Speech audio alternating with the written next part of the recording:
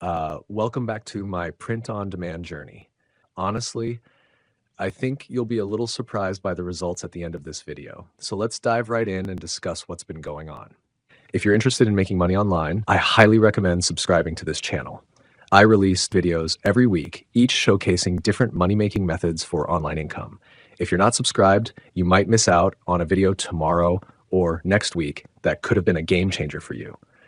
So now that you've subscribed and maximized your opportunities to earn money online, let's dive in. This video is sponsored by Printify, but more on that later.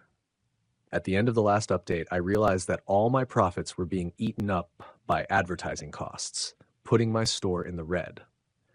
After coming to this realization, I went back to the drawing board to brainstorm ways to improve the situation. One thing I discovered was that the storefront itself works, and I've been able to make sales. This shows that people are finding the store and making purchases, and my designs aren't completely terrible.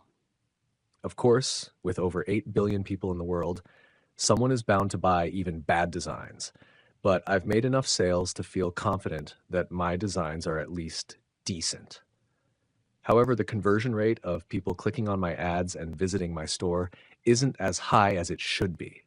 This led me to conclude that my advertisements weren't effective enough in showcasing the products. It could also mean that the products themselves weren't enticing enough to draw people in. At this point, I realized I had a lot to learn about advertising and creating effective ads for my products. This prompted me to explore alternative methods of getting eyes on my store without relying on costly ads. That's when I had my best idea so far in my print-on-demand journey: using social media as free advertising. I decided to leverage platforms like TikTok, inspired by dropshipping videos where people create viral content to showcase unique and cool products. These videos drive traffic to their stores and generate sales. My plan was to do the same with my print-on-demand products. I created a TikTok account, began posting consistently, and hoped to drive viewers to my store. Sounds like a great plan, right? Well, it turned out to be a bit trickier than I expected. I faced a number of challenges, but I've detailed my experience with TikTok advertising in a separate video for anyone who's curious. The good news is that this method ensured any sale I made would be profitable, as I wasn't spending on ads. I added a few more designs to my store and began posting regularly on TikTok. To my delight, this plan actually worked. I made my first sale without any paid advertising, marking the first time I earned a profit from print on demand. Slowly but surely, I started gaining more sales as some of my TikTok videos gained traction. During this time, I made a couple of key changes. First, I increased my prices to improve profit margins. Second, I ran a holiday sale to encourage impulse purchases. These adjustments helped attract more buyers and maximize the effectiveness of my TikTok content. Before we move on to the results, I'd like to mention that I use Printify for all my print-on-demand fulfillment. Printify offers some of the lowest production and shipping costs, along with fast turnaround times. If you're interested in starting your own print-on-demand store or already have one, check out Printify using the link in my description. Now let's talk about the results. Since the last video, my store received 1,210 visits. The majority of these visits occurred in November, which is when I was posting most consistently on TikTok. Out of those visits, I received 13 orders, resulting in a 1.1% conversion rate. While this isn't great, it's still 13 orders generated through free advertising.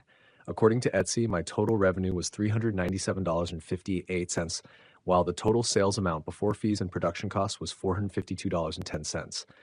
The Etsy fees totaled $60.22, and production and fulfillment costs came to $286.77. After subtracting these expenses, my final profit was $105.11. While this may not seem like a huge amount, it's a significant milestone for me. My store is finally profitable. It's not enough to make a full-time living, but it's proof that my efforts are paying off. If you've made it this far in the series, I think this video deserves a like for the achievement of creating a profitable store. However, I can't stop here. It's time to think about how to scale this profit. After some reflection and a conversation with Ryan Hogue, I realized I've been approaching this business in a non-traditional way. Now that the store is profitable, I'm planning a few new strategies. First, I want to add more designs to my store to appeal to a wider audience. Second, I'll focus more on trends and holidays to boost sales during those periods. Third, I plan to hire a designer to create better designs, which will hopefully improve my conversion rate. Lastly, I want to explore platforms like Amazon Merch on Demand and eventually return to paid advertising with improved designs and strategies.